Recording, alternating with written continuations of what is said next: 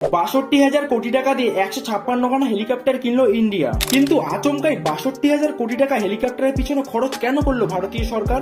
আসলে এই হেলিকপ্টার গুলো যে হেলিকপ্টার নয়, এগুলো আদতে যুদ্ধে লড়াই করবার জন্য তৈরি স্পেশাল লাইট কমব্যাট প্রচন্ড হেলিকপ্টার, যা আকাশের অনেক উঁচু থেকে শত্রুপক্ষের উপরে আক্রমণ শানাতে সক্ষম। এই অ্যাডভান্স অ্যাটাক সিস্টেম ওয়ালা 156খানা হেলিকপ্টার কিনে নিজেদের ডিফেন্স পাওয়ার আরো মজবুত করলো ভারতবর্ষ। এই 156খানা হেলিকপ্টারের মধ্যে 90খানা হেলিকপ্টার অ্যালোকেট করা হলো ইন্ডিয়ান আর্মির জন্য, আর 60খানা অ্যালোকেট করা হলো ইন্ডিয়ান এয়ারফোর্সের জন্য, আর বাকি 6খানা রেখে দেওয়া হলো এমার্জেন্সি সিচুয়েশনের জন্য। তবে জানিয়ে রাখা ভালো, এই সবকটি হেলিকপ্টারটি কিন্তু ভারতবর্ষের কর্ণাটকে হিন্দুস্তান এয়ারনটিক্যাল লিমিটেড তৈরি, অর্থাৎ হেলিকপ্টারগুলো প্রত্যেকটি মেড ইন ইন্ডিয়া। আর এটা ইন্ডিয়ান ডিফেন্স সূত্রের খবর। এই হেলিকপ্টারগুলো অপারেট করবে পাকিস্তান, চায়না ও বাংলাদেশের বর্ডার এলাকায়।